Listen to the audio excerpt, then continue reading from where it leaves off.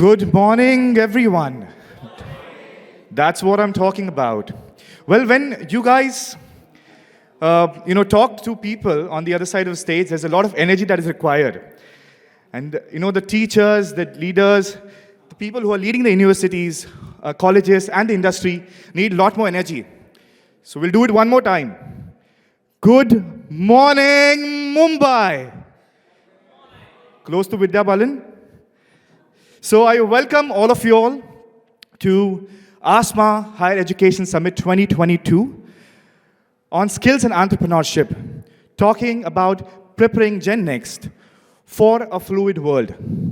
Well, all the stalwarts of the industry, the leaders, the policymakers, and all of you wonderful individuals, please give a round of applause for reaching here on time in Mumbai, because I know how difficult to travel 10 kilometers in Mumbai in 20 minutes. So please clap for yourself that we all still here alive post-pandemic. That's some energy. Well, I'd like to tell you a story. There was a man long ago who said, digitalization करते हैं. लोगों ने बोला ठीक है करते हैं. With that man went to some wonderful people who, decided to help him. The journey started very difficult. It was a very difficult journey to reach out them and tell them, education में digitalization लाना बहुत ज़रूरी है. कुछ ने बोला ठीक है करते हैं, कुछ ने बोला चलो करते हैं, और शायद से बहुतों ने बोला let's do it. That man visioned that digitalization is going to be a disruption in the academia. Well, that same man right now is still alive. Could you believe it? The story is a life story. The man who is responsible for making sure that digitalization is happening and this conclave is happening, he has those X-ray goggles. Well, he wears them and says, you've got a great idea. You've got a great thought. You are the policymaker. You are the change. Well, that man is none other than Mr. Rahul Jain.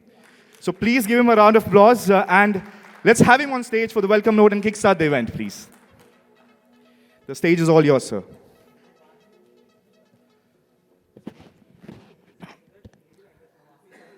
Thank you, Samir. A very good morning to one and all.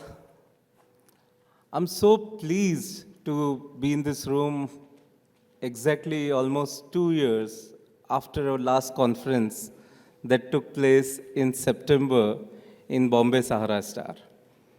I think that night still reminds us all of the good times that we had, the kind of learnings that we shared, the kind of networking that happened. Today again, I take all the pleasure to invite all of you to this one, again, new episode of ASMA Higher Education Summit 2022. And we specifically thought of the thematic around skills and entrepreneurship. I think the times are such. And then we looked at, what has changed in the last 2 years. And we were talking about the change in the way our generations are now looking at data. Our generations which are growing in very turbulent times, very unpredictable times. So we decided to choose the thematic of preparing Gen Z for a fluid world. So I take this opportunity to welcome you all once again to ASMA Higher Education Summit 2022 on Skills and Entrepreneurship with the thematic on preparing Gen Z for the fluid world. So what is this Gen Z all about? So I think most of us belong to the Gen X. And we all have seen the kind of changes between the generations that was, presiding us and the kind of generation that we are now talking, Gen Z, the Zoomers. The guys who don't even believe in Facebook, can we believe that? They are all talking about beyond Instagram. What are we going to do with them? How are we going to groom them for the kind of future we are now looking ahead of us? And I think this is going to be the topic to ponder upon We are talking about a generation which is 85% already digitally savvy, mostly digitally buying, most of them quite aware. In the ages that we see them today, I think when we compare ourselves, we look like the Adi Manav situations. So this tremendous difference in the way they perceive the world and the way we looked at the world and the way we progressed in the world. So I think this is the beauty of the times that we are in, but it's posing great challenge ahead of us. How universities, how institutions are going to embrace this change. What new and what disruption they need to bring in order to actually, succeed in the times ahead. Next 10 years are going to be, again, a defining moment for how the generations are going to be actually consuming content, education, how are they going to be actually taking the fluidity, the kind of scenarios that are emerging with more and more freelancer jobs are coming, the kind of evolution that is taking place due to automation. I think there's a lot to deal with. There is uncertainty of all sorts, being economic, being political, and those kind of things. That's one way to look at it. But the other is mindsets. So we are talking about a lot of different challenges in front of us. At the same time, we are then talking about their adaptation, their capabilities, their knowledge, their experience, and the way they look at the world. So I think this is going to be the topic and the thematic today. So I'm so glad all my gurus and veterans are here. I really thank, from the bottom of my heart, I welcome Professor Bhim Raya Maitri, Director, IIM Nagpur. I welcome Dr. Rajan Saxena Sahab, former Vice Chancellor, Narsimhanji University. Dr. Harivansh Chaturvedi, sir, thank you so much. Director, BIMTech and Alternate President, EPSI. Dr. Ramaswamy Nandgopal, sir, pleased to have you here today with us, sir. Sir has just got appointed as a President of AIMS, so our heartily congratulations to you too again, sir. We have with us some of the dignitaries from all different parts of the country. I welcome Pillai sir, I welcome Dr. Sandeep Pachpande Sahab, I see Saili Madam, Parag sir. Thank you so much everyone for joining in. So with this being said, I think each panel that we have curated, we thought that it will invoke some distinctive debate about how higher education institutions are going to embrace the change.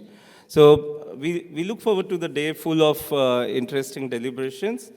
And I wish to also, inform about the kind of support and change we have now got from this company called NextGen Innovate, which is actually taking all our communities forward with much more rigor, much more financial muscle and support, being given.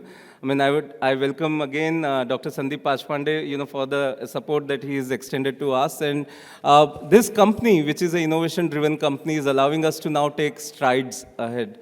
So with that being said, I welcome each one of us, off the dais, my friends, everyone. Thank you so much for joining in today. And let's look forward to an exciting day full of knowledge, experience, and networking. Over to you. Thank you. Well, thank you so much, Rahul sir, for welcoming people onto their own home ground. I believe that I have been seeing all of these wonderful people for almost 5 years, putting equal effort as Rahul sir to make sure that this conclave only grows. Well, let's start the day with lamp lighting. So I will request the honorable dignitaries to kindly come on stage once I take the name. Please forgive me if I mispronounce your name or your designation. Please correct me and I will make sure that that is taken care of.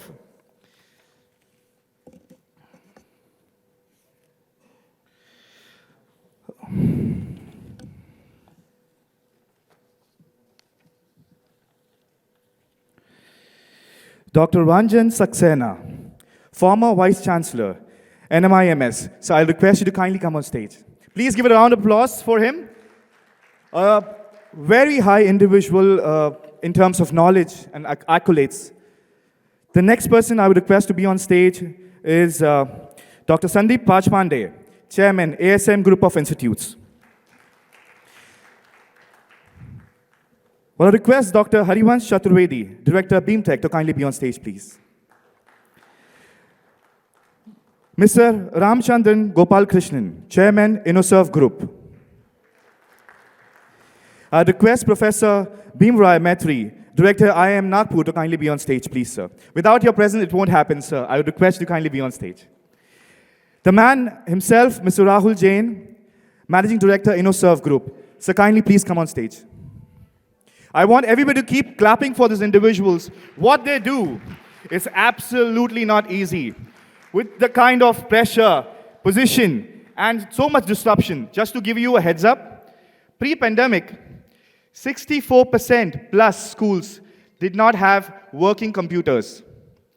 69% plus schools did not have internet. And all of these people sitting on the dais made sure that the disruption was curtailed and the education system and the academics were taken care of. So they deserve a big round of applause. Please do not stop, congratulating them. I would request the team to kindly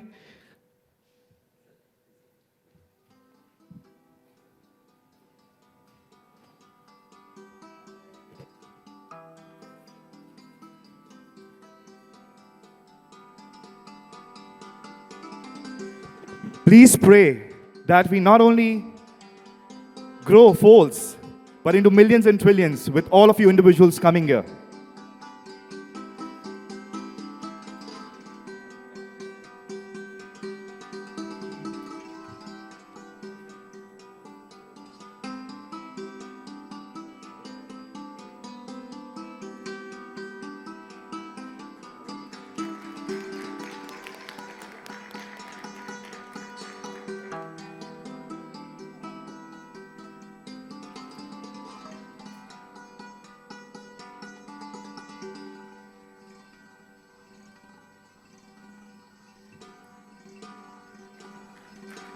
Please give a round of applause.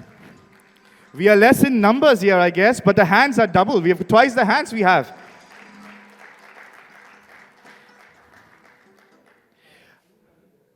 I would also request, once we do the welcome note, whoever is sitting behind to please move forward so that the seats ahead are filled.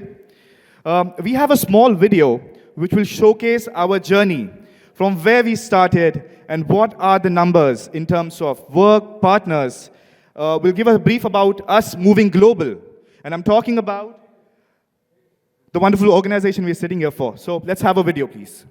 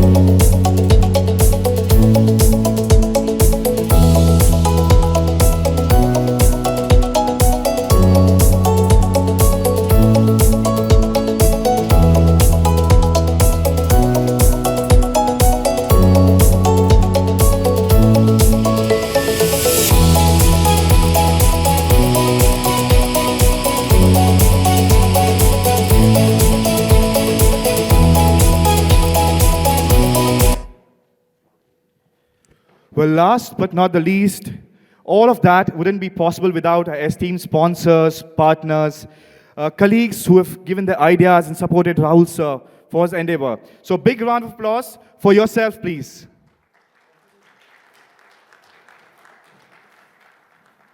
Well, now we'll have some award and felicitations. I would request Professor Bhimrai Maitri to kindly felicitate our awardees.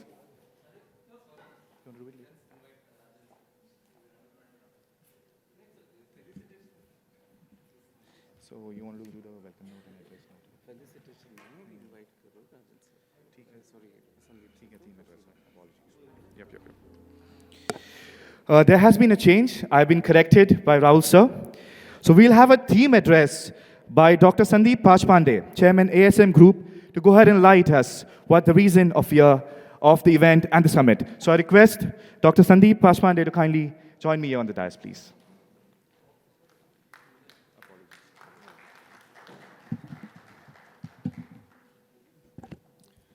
A very good morning to everyone. Dignitaries on the dais, Dr. Rajan Saxena ji, mentors Harivansh Chaturvedi sir, and our guru, Maitri sir, JR sir, and all the other dignitaries and friends, and students also. I see some students representing the next Gen Z also. An absolute pleasure to be present here.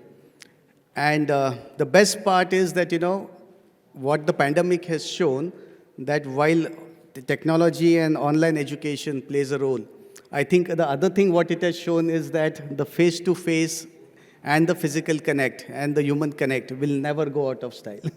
I think that is very, very important.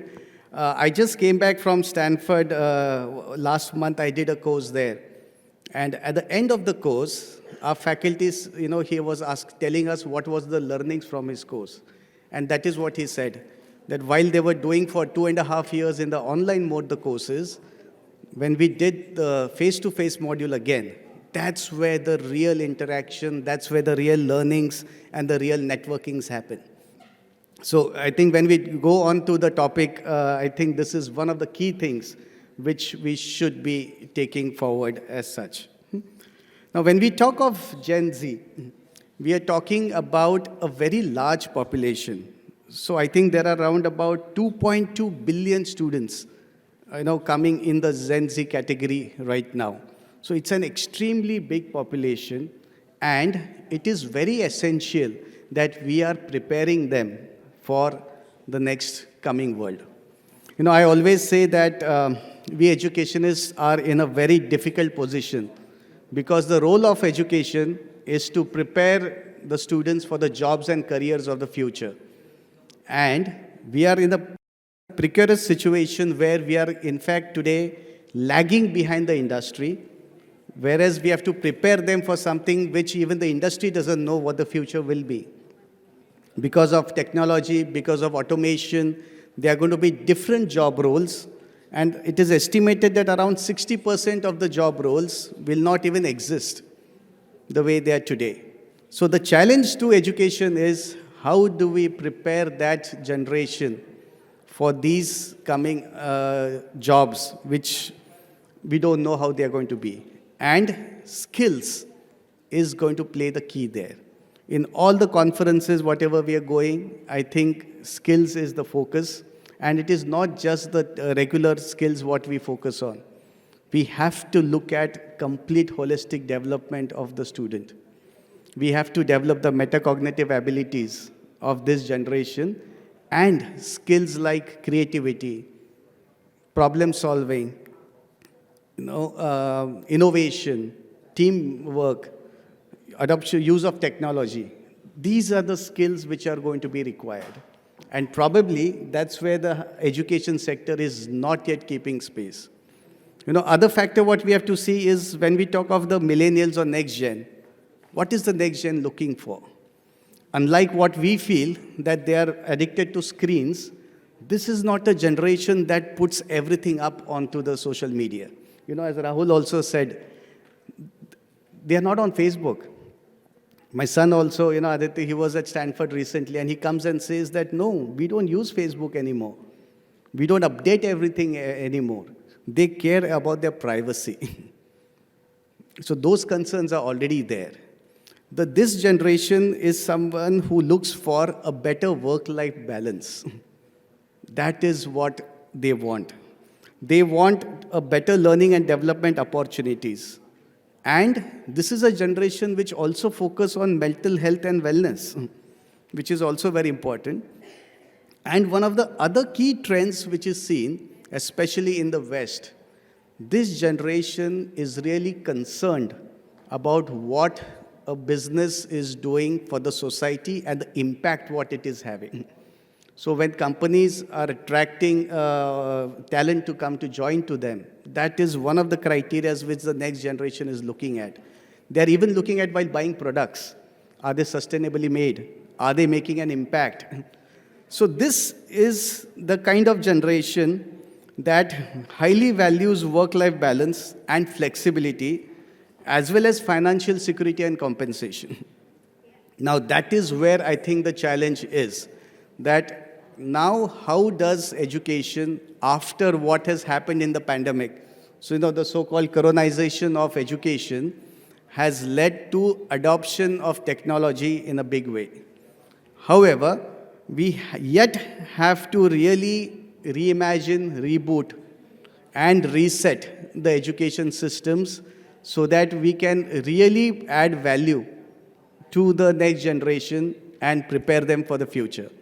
I think this conference has an amazing theme, a great set of speakers, and I think this is going to lead to a lot of discussions, learnings, and takeaways on how education should be geared up and what strategies and should be done in order that we make and be prepared for facing these challenges. There is a lot of things to say, but then I think there was very good experts here. Let's hear from them. Let's have a very good interactive session. I, on my behalf and behalf of NextGen and ASMA, once again welcome you all to this Higher Education Summit on Skills and Entrepreneurship, and look forward to a very engaging day ahead. Thank you so much.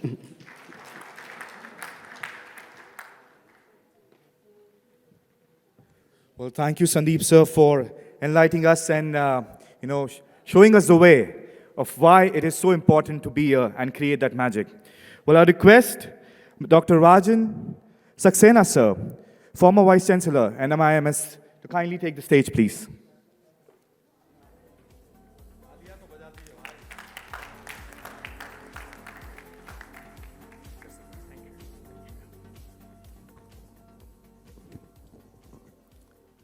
Good morning to all of you. My fellow colleagues over here, Dr. Chaturvedi, Dr. Sandeep, Gopalakrishnan, and many of the colleagues whom I can recognize over here in the audience, Dr. Pillai, Rajshekar Pillaji, who is the Vice Chancellor of Somaya, and Dr. Saili, who's over here, and, as I said, the many others. But let me at the outset congratulate Rahul Jain for almost every time rediscovering something or the other. If one was to really think about creating a new product in a new environment, and that too on a continuing basis, I think one example of that is Rahul Jain. So we must compliment him for his innovation, for his creative thinking, and at the same time, very strongly the entrepreneurial skill that he demonstrates in almost every activity that he undertakes. So my hats off to you, Rahul. Ladies and gentlemen, this kind of a conference, we couldn't have had at a better time than today. And let me mention why do I really say so. We are all just coming out of pandemic. And many of us still feel, back in our institutions, even in our work life, that old days or old working mechanisms are really going to be back again. It's just a matter of time. But many of us, we don't realize, and most of us, we don't realize, that the pendulum has shifted. And the pendulum that has shifted is a permanent kind of a shift. The force with which the pendulum shifted, I don't think an equal force from the opposite side is now there, which will really which will really push the pendulum down toward its original kind of a place. And if that is what is really going to be, clearly what we realize is that apart from the kind of consequences of the pandemic in terms of the health or mental health or public health kind of scenarios that we can talk about it and go on talking about it, even from the economic perspectives, etc., I think one thing has really happened, and that is that many of those people who have been able to cope with the pandemic are the ones who have the change management skills much better honed than many of us who are there in the academic systems. As an old-timer, I now call myself as an old-timer, having spent almost about 5 decades in education, I feel that, if one was not really getting ready every now and then, if one was not really coping up with the change, then I think it's extremely difficult for many of us to be able to survive in today's world. Digital world is the reality. Either you really get savvy with the digital world, you are there in the digital era and start, playing with the digital tools that are there with you, or just simply be waylaid. So the digital skills today are extremely important today. And I would like to also mention something very interesting, which I was just sharing before I entered this hall to Rahul, just a part of that I was mentioning. And I was reading yesterday something very interesting, an American Psychological Association report of the emotional stress in the last 2 years that would have happened, and who are the people who have been able to cope up with. Now, what it did indicate, that the last 2 years, the emotional stress in the world went up dramatically, much more than what it had happened even in the post-Second World War era. This is something very interesting. And looking at America, for example, the US, for example, what they said was, and they were doing it according to the races and the colors and the background and the experience and the qualifications and everything, etc. What they found was that the emotional stress was the highest among the white Americans and the least in Asians. This is interesting. And why was that so? Because once you start diving into this kind of a data, we realized that, our ability to cope with the stresses, with the change, is much higher than people who have lived in some of the developed economies, because everything is certain. We have lived in an era of uncertainty. So uncertainty is something which is a reality that is over here. There's another part that comes up over here. And that is where, when I start looking at it from the perspective of this generation, right in the beginning it was said that this is a generation which is technologically very savvy. Yes, they are technologically very savvy. They perhaps have a lot of information at their command. But where I find a big gap, it is their knowledge. It is the knowledge part. What I find as a big gap is their ability to apply. So the knowledge and the application today becomes a critical kind of a component when we start looking at it, when we are really talking to the younger generations itself. So how do we really create a value for the younger generation in the higher education institutions, in our own institutions, universities, etc.? Is when we start, it isn't the information, because there is information, we all know that there is an information plethora.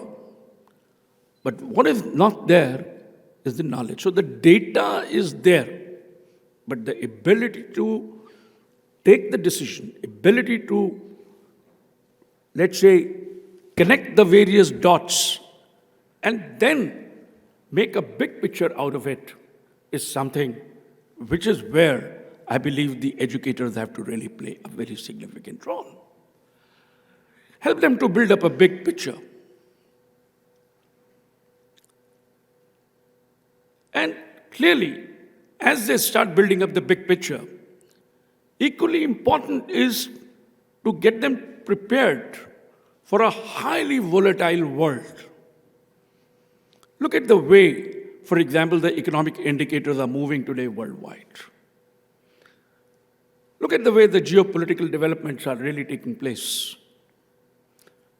I mean, whether that first one was the pandemic, but even after the pandemic now, even before the pandemic could really, we were able to really get over the pandemic.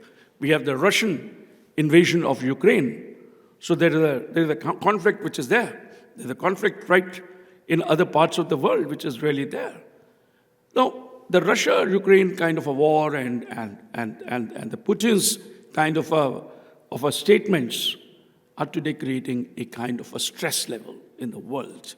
And which is where, once again, what is important is how do we prepare this generation for a highly uncertain world, the volatile world. We have so far really prepared them for a very stable world.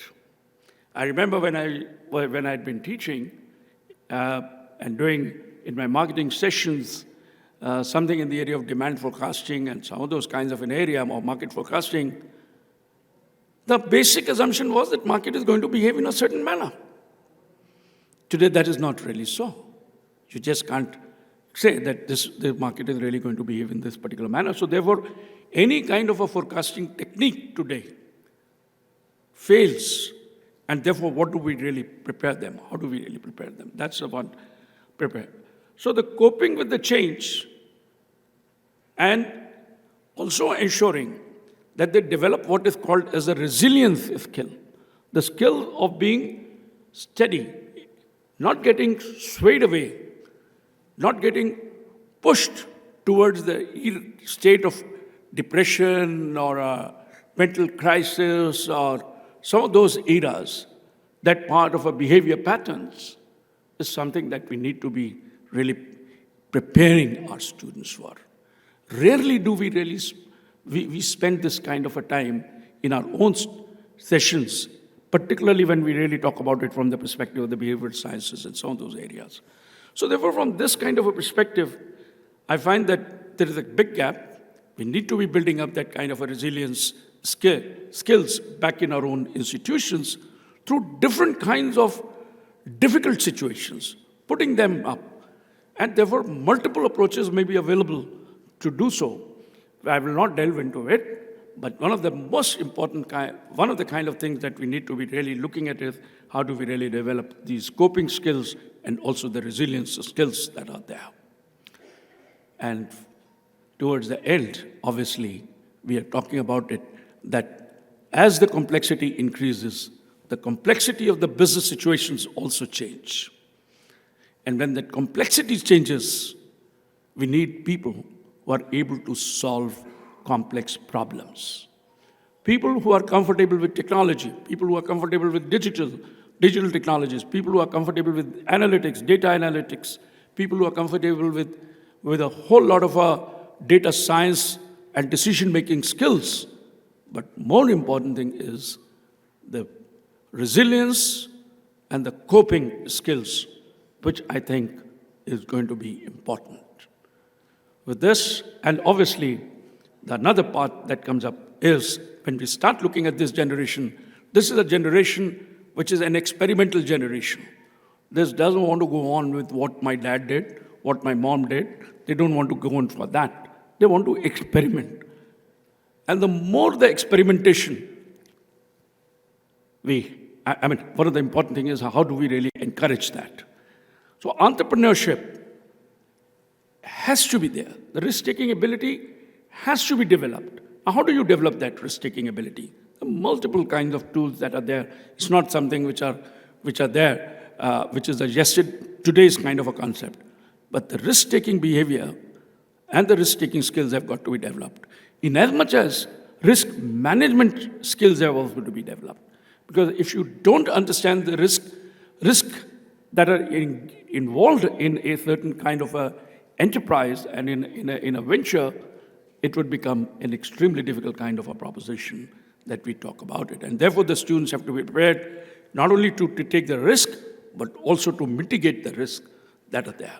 And that is where the skills that are there in terms of the risk management will really be required to be undertaken. So with this, let me thank you and thank all of you for giving me a patient hearing. Thank you, Rahul, for this invitation. Thank you, colleagues. Thank you. Well, please don't stop clapping for him, because every word that he spoke comes out as a guiding force for all of us. Well, the ambiguity, insecurity, and the times that we all have been through is actually, it's been a success for all of us being here. Well, thank you so much, sir, for all the words of honor. I thank you from the bottom of my heart on behalf of the whole team, all the partners, and everybody present here. Thank you so much. Well, the times have changed. Well, actually, what sir said made a lot of meaning to it, where things are changing so fast, and all of us here are here to make sure that the transition for the Gen Next to the next generation is very fluid. So I, at the same time, want to thank each of you all sitting here and participating in the summit. Well, now I'll request Dr. Harivansh Chaturvedi, sir, to give a special address and enlighten the dais here. Sir, please give a round of applause for Dr. Chaturvedi.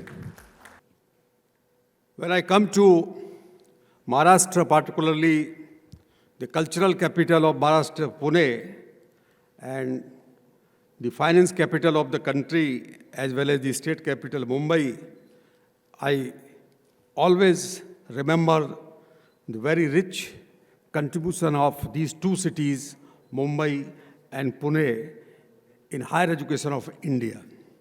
I remember that the first three universities which were set up in 1848 by the British government, one of the university was University of Bombay.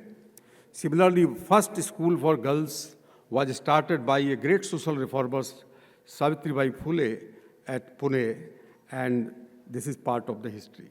So my accolades to educationists, eminent educationists from Maharashtra. They are present here in good number. I would like to mention Professor Bhimraya Maitre, Dr. Rajan Saxena, Dr. Sandeep Pachpande, Dr. V.N. Rajsekharan Pillai, Dr. Ravi Kumar Jain, Dr. Balkishan Sethi, Dr. Saili Gankar, Dr. Swati Lodha, Dr. Parag Kelkar, and Dr. Ramaswamy Nandagopal, who is from the neighboring state of Maharashtra. I also find Major General B.D. Wadhwa, who has come far away from Greater Noida, the place I belong. So, good morning, and I would like to just give the three examples of Generation Z. I remember in 2014, the youngest Nobel Prize winner was from Pakistan, 2014. Do you remember? Malala Yousafzai. She has jointly got Nobel Award with Mr. Kailash Satyarthi from India. She was born in 1997. She defied Taliban's dictate for not going to school. Her father was a teacher. Her head, she was shot a bullet in her head. She survived after 2 years struggle in hospital, and later she got the Nobel Prize and world fame. Now she is working for the education of girls in Pakistan and other South Asian countries. Second profile, I remember a few years back, I I think 2018 or 19, a tiny girl from Sweden. She sat on a strike outside the school along with other children. She was hardly 13, 14 years at that time, and she was raising the issue of global warming. She was demanding from all big nations to fulfill their commitment for reducing the carbon emission. She went to World Economic Forum, she was invited, and she was staring at the president of world's biggest economic power, Donald Trump. And her name is Greta Thunberg. Third profile I remember, the boy from Pune. His parents are sitting here. You name his name, Aditya Pachpande. He has been to Harvard and Stanford. He has been getting a lot of accolades because of his passion for innovation and knowledge. So these are the three profiles born after 95 or before 2020. These are the three profiles of Generation Z. I think India is passing through very exciting times. Next 15 years will be very challenging and also will provide a lot of opportunities in higher education. You know that NEP is to be implemented within a time frame of next 15 years. 2035, I think, will determine the destiny of many nations, including India, in the global race for technology, knowledge, and economic growth. I would like to say that disruptive technology, which has been in vogue for last 10 years or 15 years, which includes Internet of Things and robotics or artificial intelligence, deep learning, virtual reality, 3D, bioinformatics, so many new kind of things, cloud computing. It is going to provide a new emergence of a new world, a new economy, a new society. It will also totally disrupt higher education and school education. It has already started disrupting during the COVID. Whatever achievements could be made in spite of all difficulties in online digital education could be achieved because of a global pandemic, and we have been forced to shift from our traditional way of instructing students to digital or online mode of education. This generation is demanding their own space in society.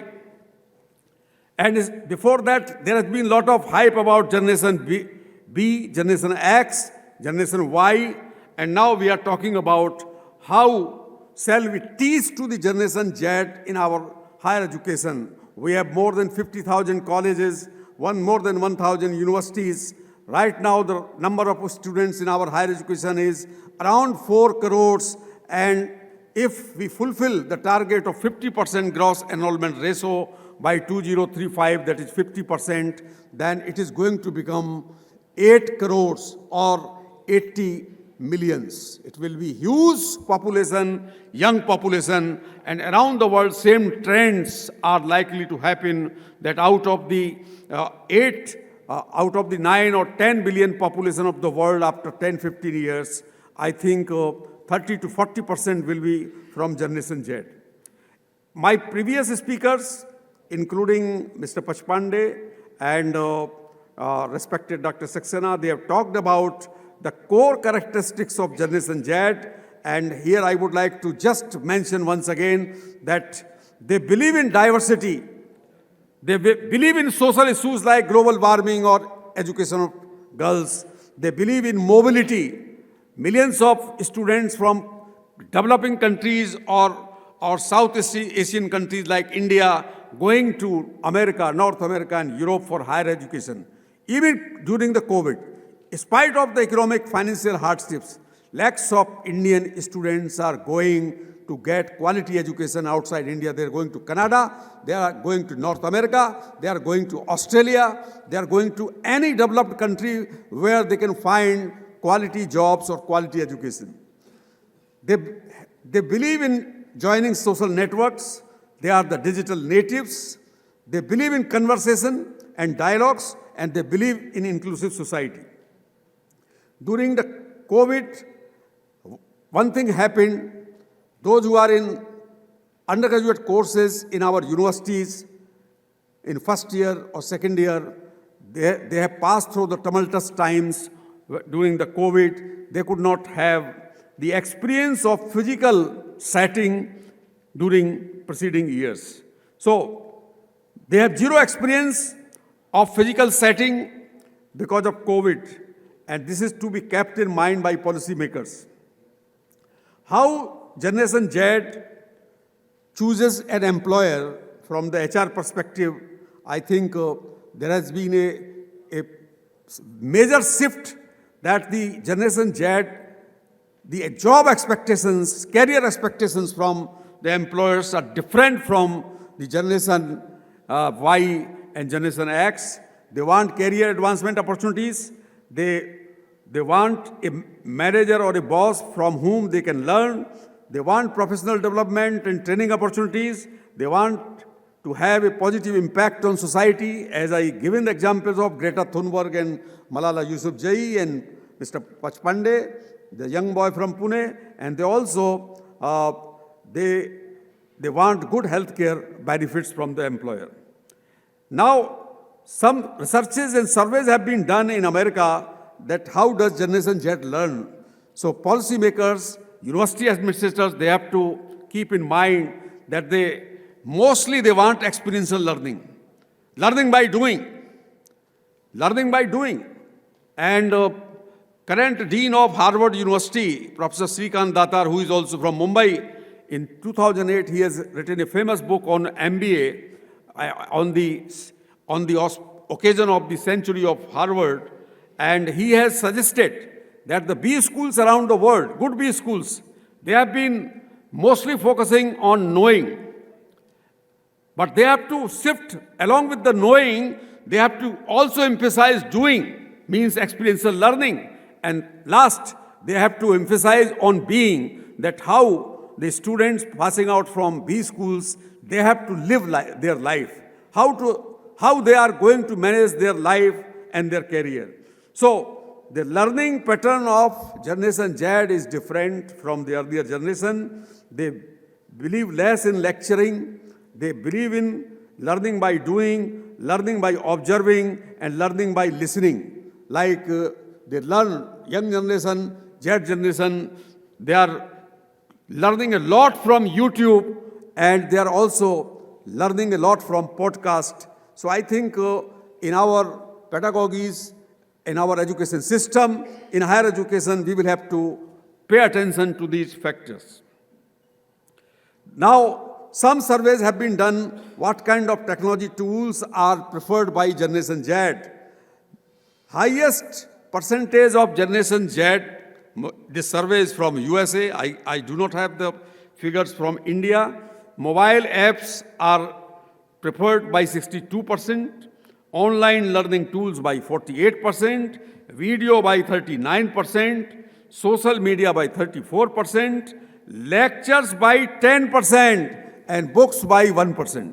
So this is a big red alert that the old method of delivering lectures, which is 100 or 200 years old method of teaching, which came from the Renaissance period in Europe, and this method is not perfectly working, or this is not preferred by the Generation Z. World Economic Forum has predicted that 42% of all jobs will significantly change by 2022. This prediction was given in 2020. So this is the year which will see that around 42% jobs will have to undergo significant changes, like teaching. I think teaching is one of the jobs. We will have to change ourselves drastically, and we will have to become lifelong learners. Here, I would like to conclude by saying that Generation Z is providing big challenge to policymakers, the university administrators, to teachers, to content writers, to edtech companies, they are not easily satisfied. They are not easily satisfied. In my times, if a teacher is not a good teacher, even then, students were told that you have to sit in the class and you have to bear with the whatever way he or she is teaching. This time, this generation will not accept a teacher who is lacking the basic teaching skills. Foremost is connecting with the students, connectivity with the students. The first and foremost is how a teacher establishes a rapport with the learners.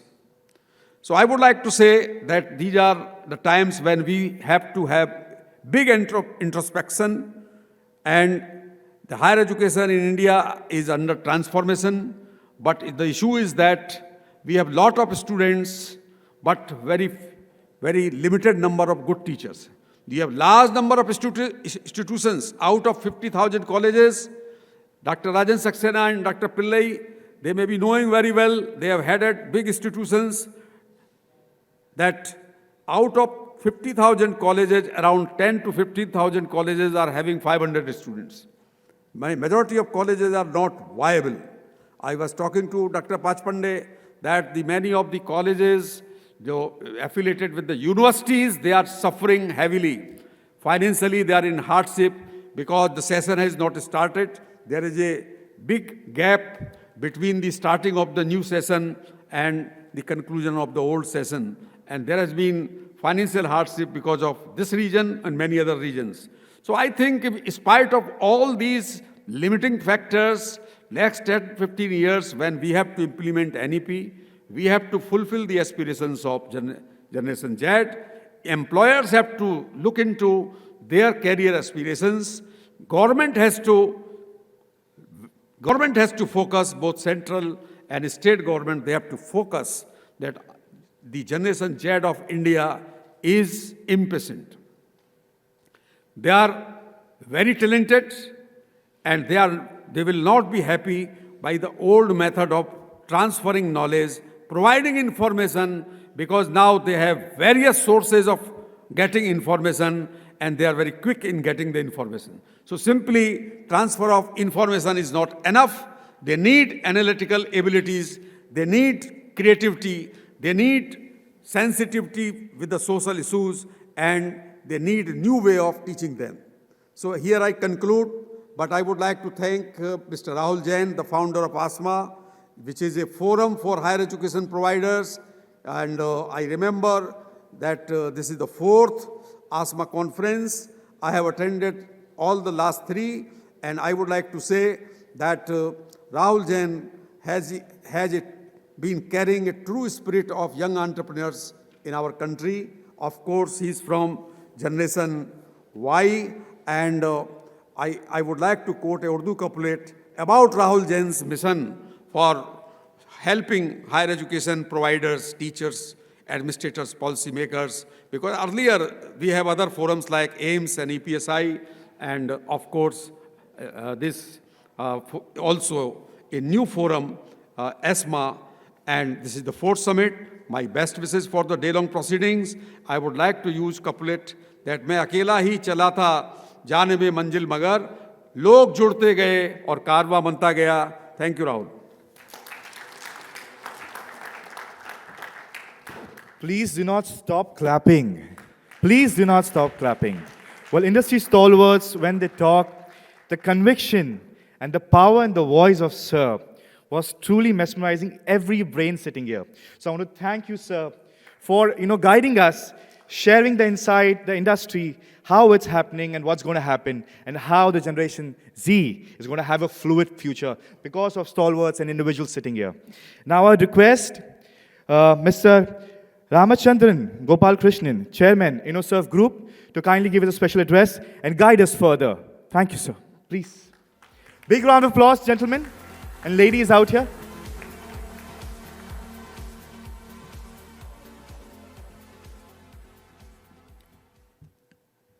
A very good morning to you, ladies and gentlemen.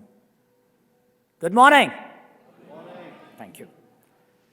We have had eminent speakers here on the dais, giving us some wonderful stories, anecdotes, filled with data and backed by evidence. I would be failing in my duty if I were not to acknowledge all of you for the words of wisdom that you people have given to this august gathering. Could I say anything more? Could I add something to it? Or would I just be repeating what they said? Was a question mark that was coming in my mind while I was sitting there and watching the stalwarts speaking one after the other with great intensity, passion, and fervor. Well, I may be digressing. I want to go back when for the first time I came to Sahara Star and met Rahul Jain. And he said, I'm doing something known as ASMA. ASMA? I asked him, what is ASMA? Adoption of social media for academia. I found it fascinating. Words are good. The English language is wonderful. Anything you can't talk about, you can express it in the English language and get away virtually with murder. I thought that academia and ASMA for academia sounded to be a very interesting proposition to me. And therein started my honeymoon and my romancing with ASMA and InnoServe. I joined the InnoServe group after hearing about ASMA, looking at ASMA 3 years ago. Unfortunately, the pandemic set in after that. We had a lull. I think when I look back, I feel that yes, ASMA has always been talking about academia, educational institutions, students, entrepreneurs, and above all, the industry at large, the education industry. We say the edtech sector.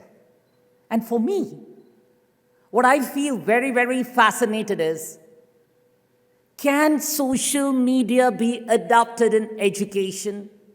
We spoke a lot about what Generation Z is needing. For a minute, I'd like to pause, and before I go to Generation Z, could I be talking about how the educational institutions world over, and I don't mean India alone, has to change? The lectures that the lecturers give abroad or in India is no different.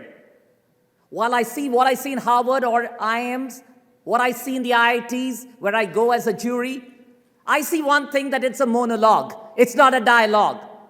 The children of today's generation are more inquiry-oriented. The earlier part, it could be India or the US or anyone, everywhere we are evolving over a period of time. Yes, the teaching earlier was a Renaissance period, as you rightly stated. But then, can we look at something known as a dialogue? The lecturers today, the profs today, are being recognized for having an interactive, informed debate when they take a lecture. The scorecards that are given to them or the feedback that they give to the teachers are based on how much they learned once they were in the classroom. But yes, Gen Z is more inquisitive, more curious, but I'm afraid we need to add that they're not all that studious. They don't read books. If you ask them whether books are read, bound books are read, no.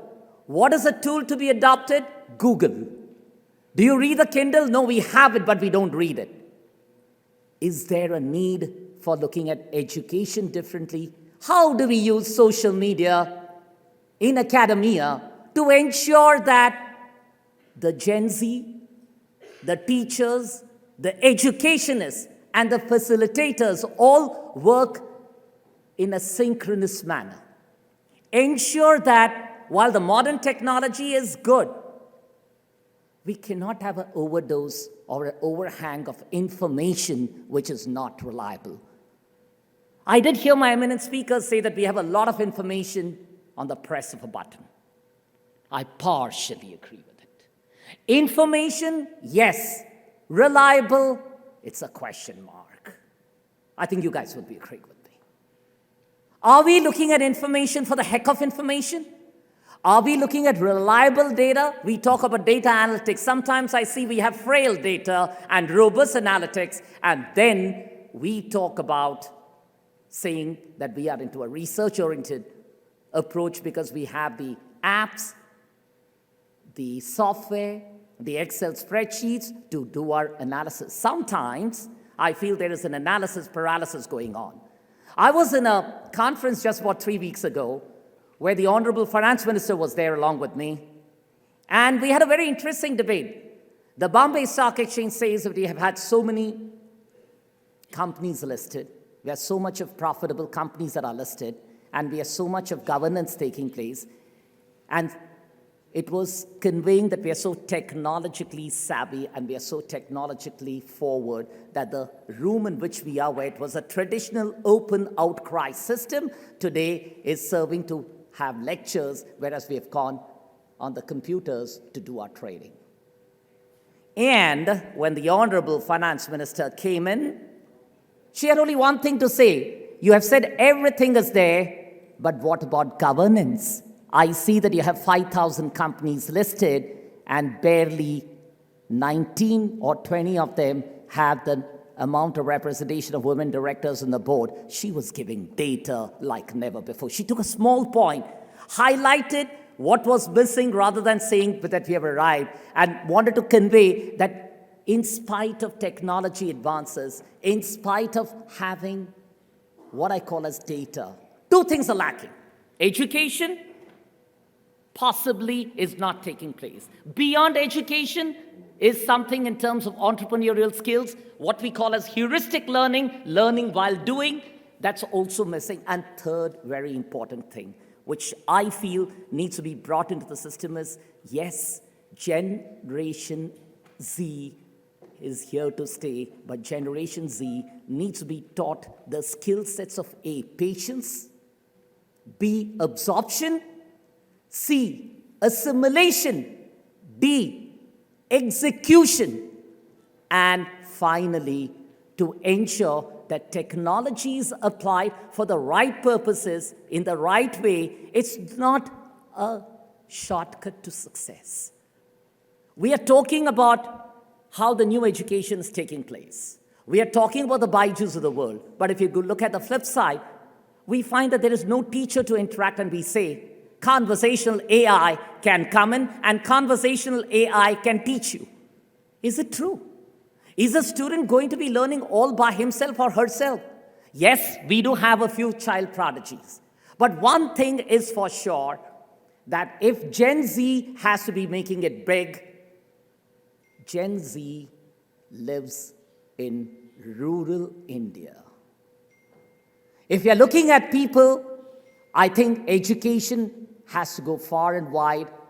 I would only draw an example to the Indian cricket team as of today. Earlier, we didn't have the IPL, and so we had cricketers coming from the metropolis, and we had mediocre players, except for one star, we had only mediocre players. What happened? The country had a star batsman or a star, and the country always failed in winning matches. It was a one-woman or a one-man army. Today, India revolutionized cricket, although it's a Lord's game, brought from the Britishers, and it became a game of India, by India, through IPL. What did we do right? We went to the rural areas, picked up talent, and today, no person is certain that his place is there in the team, and there are different formats. In the process, we discovered talent. Talent, as we see it today, has been found in the hinterland. It has been found in the rural area, in Tier 2 and Tier 3. Ironically, in a lighter vein, if you look at where the IIT students and the IIM students come, I'm afraid they never come from South Bombay. They never come from South Delhi. They all come from north of Mumbai, north of Delhi, north of Hyderabad, north of Bangalore. There is a story behind that. And when I tell this to people, they get amused with me. I started Gold's Gym in 2000. And with my little wisdom in me, I was a finance guy. I knew the F word of finance, but I never knew the fitness word. I decided that I'll set up Gold's Gym in South Bombay. in Nepean Sea Road. And I was looking for trainers. Believe you me, I didn't get a single trainer. They said it's below my dignity to be a trainer. So when some of these guys came for an interview, I asked them, you'll go to the US, wait for the visas, go there, work as a delivery boy, or at the gas station, or at the McDonald's, but here in India to work as a trainer is a problem for you? They said, exactly, society. I went to Ulhasnagar and Mira Road. The trainers there were 10 standard pass, but they were quite hulky individuals. What I did was that, got them from there, transported them to Nepean Sea Road, made them a little bit sophisticated by giving them skills in the English language, communication skills. And let me tell you, South Bombay crowd loved them, both men and women. I must say that. Again, the best part of the story was, all these people came from Vasai and Ulhasnagar. The ladies who came to train, they needed the men, and the men who came to train needed the ladies. And what I found as a story is, when they think that in the fitness industry, you're people who are fit, they were willing to take people who couldn't even communicate in the English language. It was a question of connect, and that's what we need to do if India is to progress. And I think India is very rightly placed because we keep on taking examples of the West. We use Harvard case studies. We use Stanford and Wharton case studies. I think we have enough and more in India if we look at case studies. And if we take case studies in India, develop it, and see where the skills on entrepreneurship could be brought about, even in Gen Z in the country, I don't think that we will have a problem, because maybe, as it happens, we talk about one case study going to Harvard from India, making a sensation. It could be a case where only case studies from Asia make sensation in years to come. Because today, when I stand here and look at the world post the pandemic, post the Russian-Ukraine war, you have a very amusing situation. All of us are suffering a bit. Indian economy is resilient. UK economy is struggling. American economy is reeling under pressure. And if we look at it, China is having its own problems. We may say that India is not that great, but when I look at the population we have, the demographic opportunity we have with the younger generation, and if India could be looking at how to serve the Indians, and the students in India could be looking at how to serve India, maybe that is a patriotic fervor in me. And we have stalwarts and educationists here who have the knowledge to share it with them. Embrace the old world school with the new world technology, marry the two, bring rural to central India, and bring the students who have the native intelligence. India, by definition, have native intelligence far above the rest of the world. I think we are here to stay. We are here to succeed. We are here to conquer.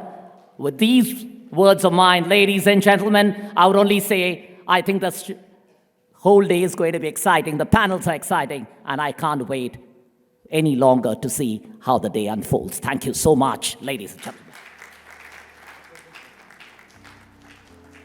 Wow is the word, and wow is the energy in the room. Do we really justify the word wow, or can we have a big round of applause again for GR sir? Well, I started with a story of a boy who started his digital journey. So I guess I missed a few things in there. The story is still on. Let me share a few numbers with you. The boy has managed to reach 30,000 plus institutions. I think a lot of you are part of it. 450 plus universities across India.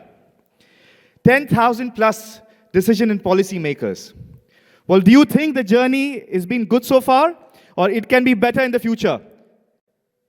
Is that a good, or it can be better? Give me an answer, please, audiences here. I need to hear you guys. Better or good? Can it be better than this?